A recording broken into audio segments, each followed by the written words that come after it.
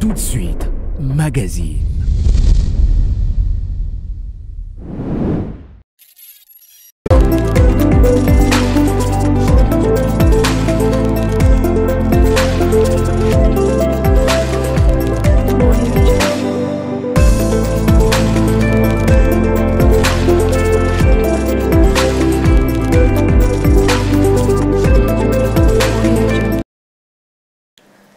Une activité ou un métier qui exerce une personne dans un domaine quelconque de la vie et cela procure un salaire, une rémunération, un revenu si cela est bien fait.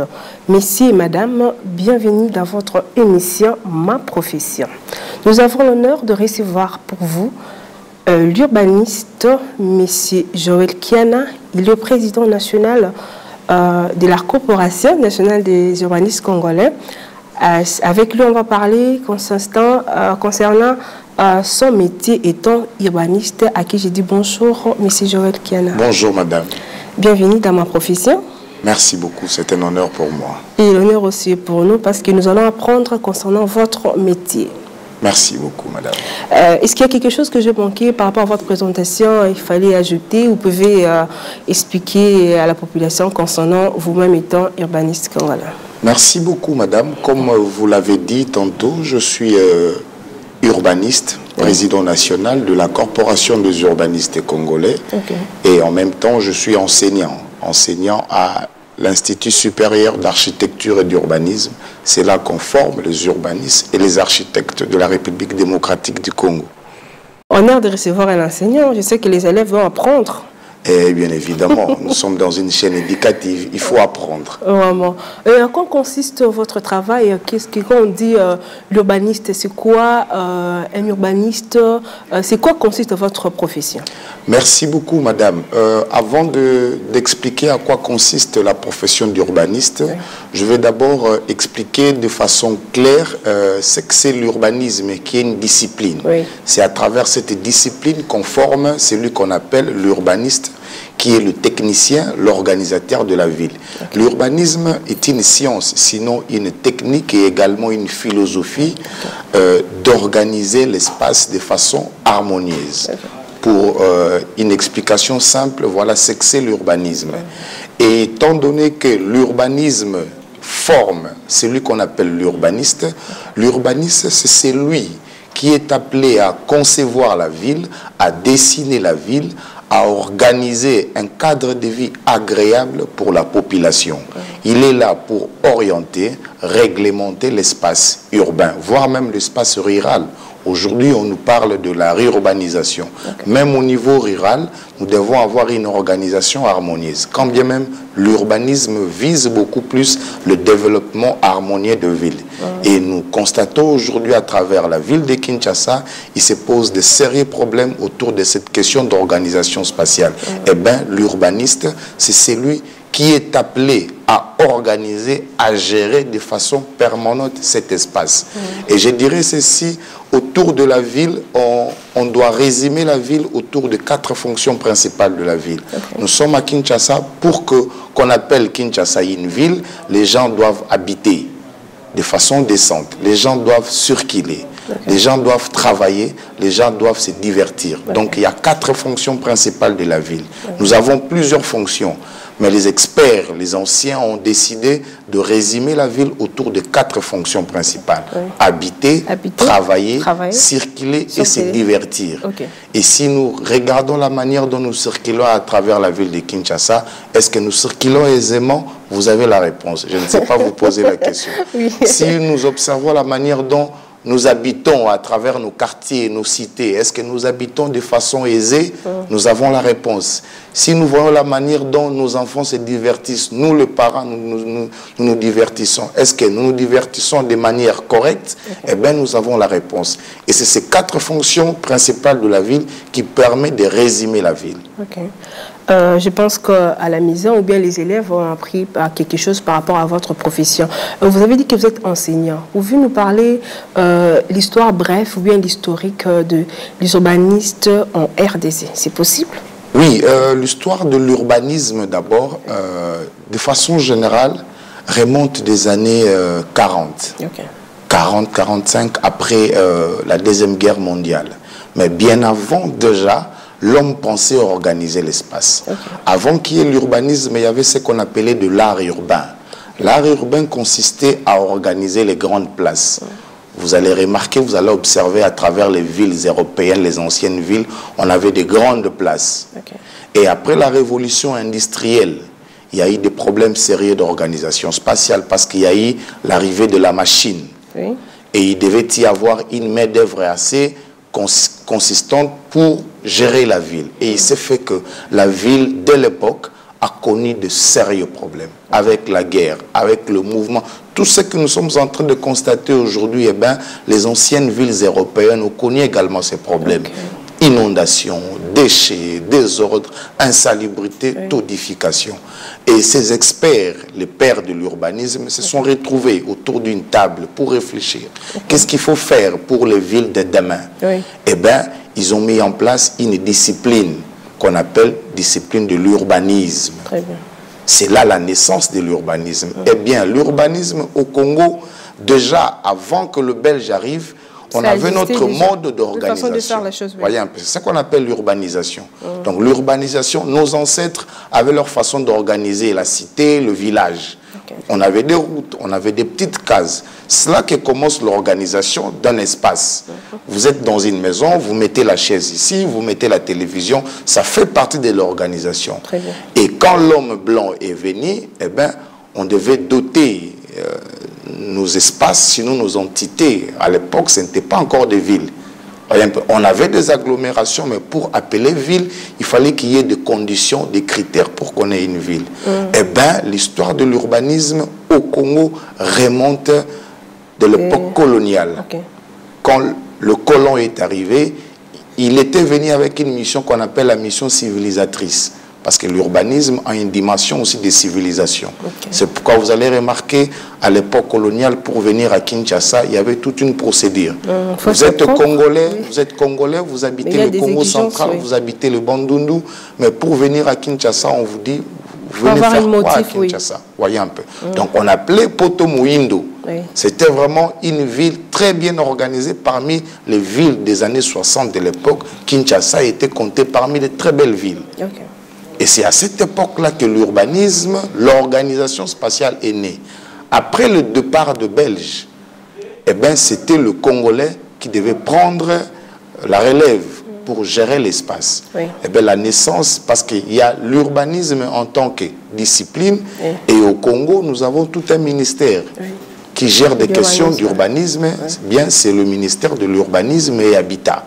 Mais du moins, l'origine de l'organisation spatiale de la ville de Kinshasa, si je peux le dire, date de l'époque coloniale. Je pense qu'à la maison, les enfants ont compris. C'est une leçon aussi de participer à cette émission. Ça apprend. Hein? Merci beaucoup.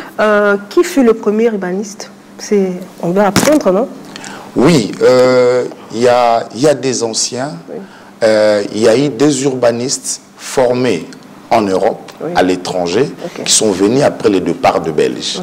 Mais depuis que l'université, l'Institut supérieur d'architecture et d'urbanisme a commencé à fonctionner, à l'époque c'était l'IBTP, l'Institut du bâtiment de travaux publics. Après, on a fusionné, nous avons maintenant l'Institut supérieur d'architecture et d'urbanisme. Eh bien, il y a eu une première promotion. Il y a eu une première promotion de premiers urbanistes qui ont été formés localement ici au Congo. De Made in Congo. De Made in Congo. Yeah. Parce qu'avant, il y avait des urbanistes qui sont sortis d'ailleurs, de l'Europe, de la France, du Canada, nos aînés. Mais les urbanistes congolais, il y a eu une première promotion des urbanistes qui ont été formés au Congo. Ils existent bel et bien. Ils sont membres de la corporation des urbanistes congolais. Je pense que c'est une richesse de vous recevoir parce qu'on est en train d'apprendre concernant sur votre profession. Monsieur Joël Kiana, qu'est-ce qui avait motivé d'être urbaniste? Il y avait beaucoup de professions. On vous voit, vous pouvez être même politicien. Vous avez accepté d'embrasser cette profession d'urbanisme.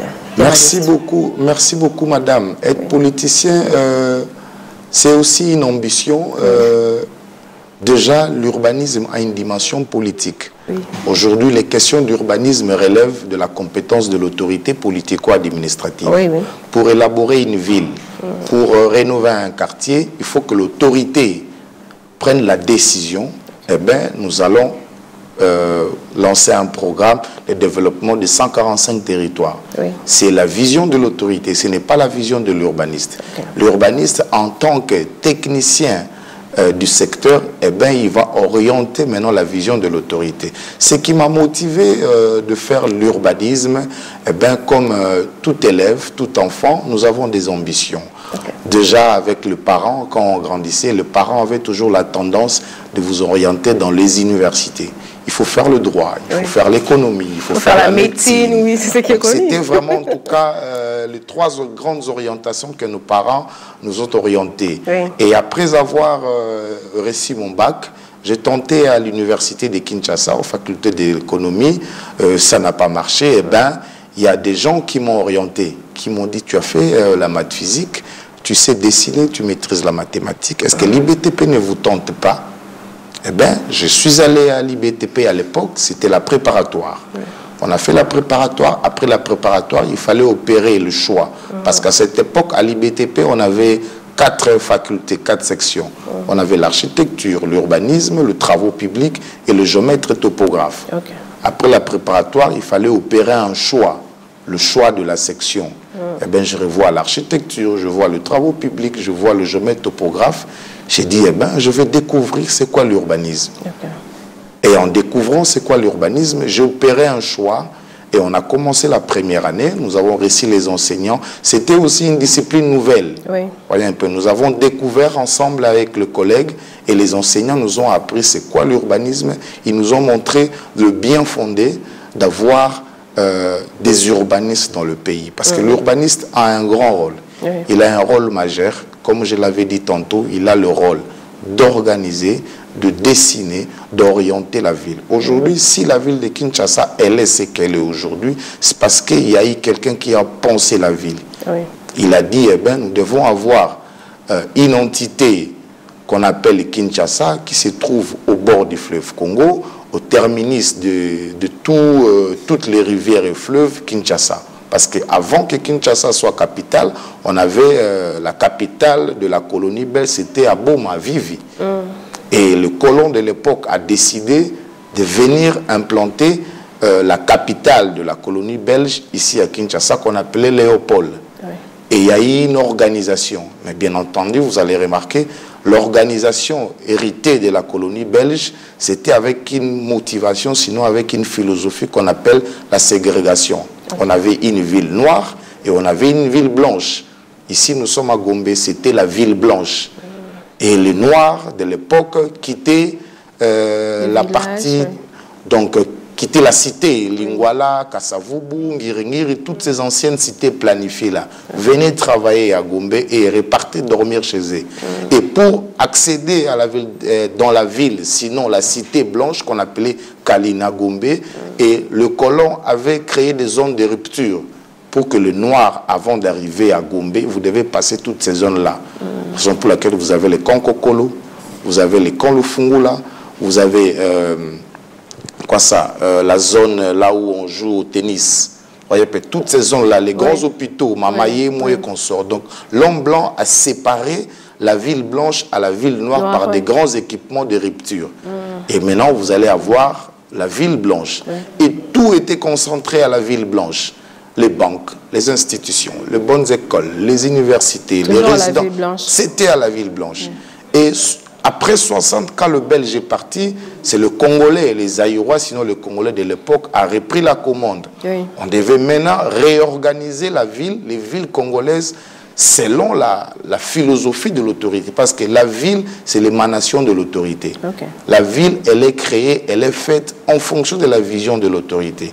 La ville de l'époque a été faite pour la vision du colon. Il dit à l'organisateur, eh bien, organise ma ville, je vais avoir une ville blanche et une ville noire. Et créer des hommes de rupture. Et 60 ans après le départ de Belge, l'autorité en place doit aussi exprimer sa vision. Quelle est la vision des autorités congolaises pour les villes congolaises de 2050, de 2050, de 2100, de 2080?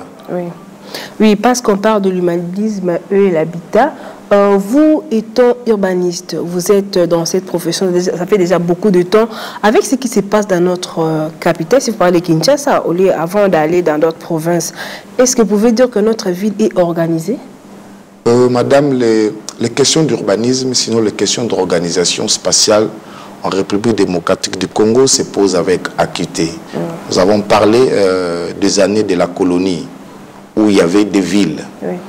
Et je veux vous signaler qu'au départ de Belge, la ville de Kinshasa avait 400 000 habitants dans un périmètre bien déterminé. Oui. Kinshasa avait pratiquement 11 communes, 11 zones. C'est pourquoi vous allez remarquer le marché central qu'on vient de démolir avait 11 pavillons. Okay. Les 11 pavillons représentaient les 11 communes. Oui. Donc la ville de Kinshasa était organisée autour d'un périmètre bien organisé, bien défini, avec une population bien déterminée. Okay. Et aujourd'hui, la ville de Kinshasa s'étend vers l'ouest, déjà vers le Congo central. Vous allez dans la partie est. Nous tendons déjà vers la province du Kwango. Et de l'autre côté, nous avons le fleuve. Oui. C'est toujours Kinshasa. C'est large. Et aujourd'hui, Kinshasa s'étend autour de 9 965 km², avec une population déjà qui avoisine le 18 millions. Okay. Donc Kinshasa, c'est la ville la plus peuplée africaine. Okay. Voyez un peu. Oui. Et aujourd'hui, la manière dont la ville de Kinshasa est organisée, vous et moi, que vous soyez experts ou pas, on constate effectivement qu'il y a des problèmes sérieux à travers la ville de Kinshasa. Et pour répondre à ces problèmes, il y a un expert, il y a des experts. C'est comme la ville, quand on est malade, on va à l'hôpital, madame. Nous avons connu la Covid-19 ici. On a fait appel à des médecins, à des virologues. Mais aujourd'hui, la ville de Kinshasa, les villes congolaises sont malades. Il faudrait à tout prix appeler les urbanistes pour résoudre ces problèmes de vie. Mais vous êtes là, c'est votre profession, comment vous pouvez dire c'est là, président? Madame, je venais de dire tout à l'heure, la ville c'est l'émanation de l'autorité. Donc c'est le frein qui fait que vous... Oui, donc la ville c'est l'émanation de l'autorité. Vous venez de dire, j'ai le profil d'un politicien. Oui. À un moment, on est tenté de faire la politique, d'accéder là où les décisions se prennent. Okay. Pour dire à l'autorité, pour dire à l'élite, eh bien, voilà votre rôle. Okay. Parce qu'on doit offrir à la population un cadre de vie agréable. C'est ça aussi un problème. Quand le lit vient auprès de la population solliciter un mandat, en retour, qu'est-ce que cet élu offre à la population? Et tout se passe autour de l'assiette qu'on appelle le sol. À Kinshasa, on voit comment... Allez dans la partie est, vous allez voir comment est-ce que la ville de Kinshasa s'étend. De façon désordonnée. Il y a des quartiers qui naissent, il y a des lotissements qui se font sans normes urbanistiques, sans consulter même l'expert. L'expert urbaniste, je ne dois pas forcer la porte de l'autorité. L'urbaniste congolais a été formé pour servir le Congo. Le médecin congolais a été formé pour travailler au Congo. Voyez un peu. Donc, à cette époque, à l'époque où la section, le département d'urbanisme a été créé, madame, c'était créé pour un besoin bien déterminé. Les anciens urbanistes, après avoir terminé, ils étaient obligés d'être engagés à l'administration. Parce que l'administration, elle était vraiment une administration purement technique. Il n'y en avait pas de techniciens à la matière. Alors, on a créé un département d'urbanisme où on doit former les urbanistes. Une fois terminé, ces urbanistes doivent être ramenés à l'administration pour résoudre des problèmes des villes. Aujourd'hui, le Congo a connu plusieurs mutations.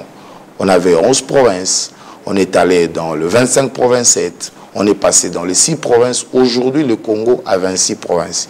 Il y a des villes, il y a des capitales, il y a des entités qui ont été élevées au rang des villes. Mais allez-y voir, est-ce que c'est effectivement une ville? Je venais de vous parler des 4 fonctions principales de la ville. J'apprends aussi, moi. Voyez un peu. Et je peux vous renvoyer dans la province voisine de la ville de Kinshasa, la province du Kwango, où vous avez le chef-lieu Kenge. Allez-y voir si ces 4 fonctions principales sont respectées. Allez à la province de Mai-Ndombe avec le chef-lieu Inongo. Allez voir si ces 4 fonctions principales sont respectés. Allez au chef-lieu de la province de Lissala, de la Mongala, à Lissala. Allez-y voir si ces 4 fonctions principales elles sont respectées. Est-ce que le fait de démolir, comme on est en train de voir l'opération, de démolir Kinshasa, les gens qui ont mal construit, c'est une solution pour les 4 fonctions que vous avez dit là, pour considérer que ce pays ou bien cette ville est urbanisée? Madame, les questions de démolition, la réponse, elle est oui et elle est également non. Okay. Aujourd'hui, en plein 21e siècle, les démolitions sont révolues. Okay. Pour ne pas démolir, il faut réglementer. Parce que ces gens qui construisent, une fois vous allez, ils vont vous brandir ce qu'on appelle le permis de construire. Okay. La ville a un statut de l'autorisation. Le statut de l'urbanisme, c'est l'autorisation. Pour construire, vous devez solliciter un permis de construire. Et pour construire, vous devez avoir un plan. Et le développement d'une ville réside autour d'un plan qu'on appelle un plan d'urbanisme. Que l'urbaniste élabore pour la ville, que l'urbaniste élabore pour le quartier, pour la commune et pour l'ensemble du territoire national. Et c'est sur base de ce document que l'octroi de permis de construire doit normalement trouver son soubassement. Vous venez solliciter un permis, de construire pour lotir à la baie d'Engaliema, là où on a détruit, eh bien, l'autorité établie par l'État doit consulter le document de planification qui est le plan d'urbanisme avec des règlements. Parce que le plan d'urbanisme, au-delà que ce soit un document de dessin, il y a une réglementation. Il y a une réglementation pour l'organisation de la ville. On dit à une distance X à côté de la rivière, à côté d'une cour d'eau, on ne construit pas. À une distance X, le long des lignes à haute tension, il est interdit de construire. À une distance X, le long des chemins de fer, il est interdit de construire. C'est ces documents-là qui orientent la ville. Donc le permis de construire qui est octroyé à Madame Hélène, c'est en fonction de ces documents-là. Mais qu'est-ce qui se passe? Vous allez voir, vous allez remarquer, un individu construit un beau bâtiment et il brandit un document. Il dit, voilà, j'ai obtenu mon permis de construire en bonne et due forme. Et la personne qui est censée octroyer ces permis de construire, c'est l'autorité, c'est elle-même qui démolit. Aujourd'hui, vous allez comprendre que l'autorité elle-même enfreint la loi. Moi qui suis là à la maison, je ne peux jamais octroyer un permis de construire. Je n'ai pas ce pouvoir. Et le pouvoir a été donné à un individu qui prend l'autorisation au nom de l'État. Parce que dans tous ces documents, vous allez remarquer, on écrit République démocratique du Congo. Et à la fin, vous avez le sceau. Vous avez le sceau, l'emblème du pays. Même si c'est l'individu qui signe, mais l'acte engage l'État congolais. Allez-y voir la partie Est, allez-y voir la commune de Maluku-Ntsele. Il y a des lotissements, il y a sauvage, sans organisation. Or, la question des villes, il y a la planification qui précède l'occupation. C'est ça le vrai problème. Mais ici au Congo, dans les villes congolaises, les gens occupent et on planifie après. On met la charrie avant le bœuf. Il faut d'abord organiser, il faut d'abord planifier. Il faut d'abord planifier. Il faut organiser, on planifie. C'est ce qui s'est fait dans les anciennes cités planifiées, à Kassavubu, à Lemba. On a construit des maisons, on a organisé la cité, on a mis l'eau, on a mis le courant, on a organisé même la voirie. Et on a construit même des maisons. Et on vous dit, allez habiter. On a connu ça à Bandal, on a connu ça dans toutes les anciennes cités planifiées. Et aujourd'hui, au regard de l'explosion démographique, nous avoisinons 18 millions d'habitants. Et l'État a du pain sur la planche. Nous avons aujourd'hui, madame, la ville de Kinshasa est occupée qu'à 30%. Le 70% de la ville de Kinshasa, voire même le 80% de la ville de Kinshasa, c'est la commune de Maluku. La commune de Maluku elle-même occupe le 80%, voire même plus. Donc la ville de Kinshasa est concentrée autour de 23. Donc il n'y a qu'une seule commune qui peut occuper toute la ville de Kinshasa, la commune de Maluku, en elle-même. Et bien, selon l'orientation, la vision des Belges, la tendance d'urbanisation de la ville de Kinshasa doit aller vers la partie est. Parce que là-bas, le sol est stable. La partie ouest vers le Congo central, ce sont des zones accidentées. Des zones à forte pente où il y a des érosions. Et l'occupation doit être vraiment une occupation lâche. Vous allez remarquer à Montfleury, à Lupin, il n'y avait pas trop de construction. Mais allez-y voir ce qui s'est fait là-bas. J'ai vraiment compris, je suis avec un enseignant. Ah ben, vraiment. Vraiment, avec les temps, nous tendons vraiment déjà à la fin. Mais vous avez organisé un ensemble général concernant les urbanistes congolais. Vous étant président de la corporation, qu'est-ce que vous pouvez dire par rapport à ça? C'était quoi d'abord cette assemblée? C'est pour quelle finalité c'est que vous avez organisé? Merci beaucoup, madame. Comme toute organisation de la société humaine, il faut qu'il y ait des rencontres. Oui.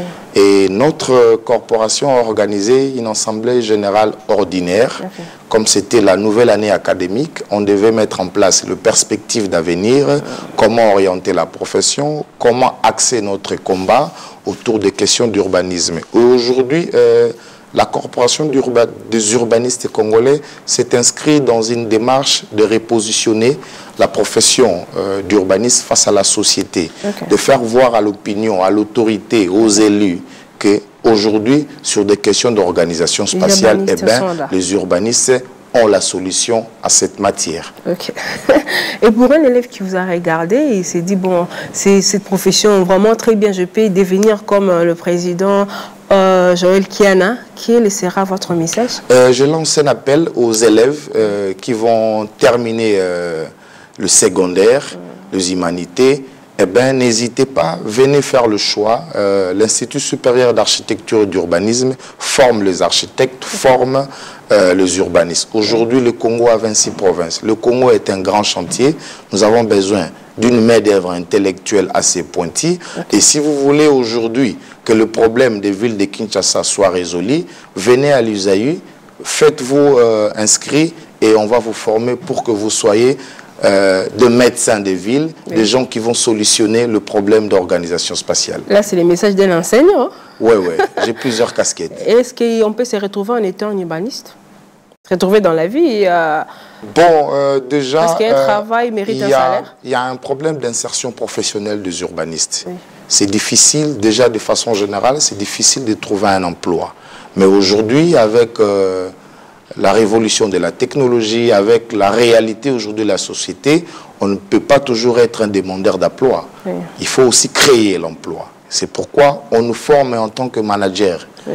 On nous forme en tant qu'acteur de développement, on nous forme en tant que créateur d'emploi. J'ai un cabinet d'études, je suis manager, je suis entrepreneur, je suis consultant dans plusieurs structures de la place pour donner mes points de vue, pour apporter ma pierre sur des questions d'urbanisme et d'organisation spatiale. Et qu'est-ce qu'il faut pour vous consulter?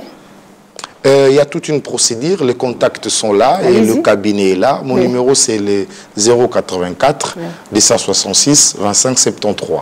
C'est fini? J'ai un compte Twitter, j'ai un compte Facebook. Vous tapez Joël Kiana Basila ou urbaniste Joël Kiana Basila. Vous aurez toutes les informations liées à ma profession.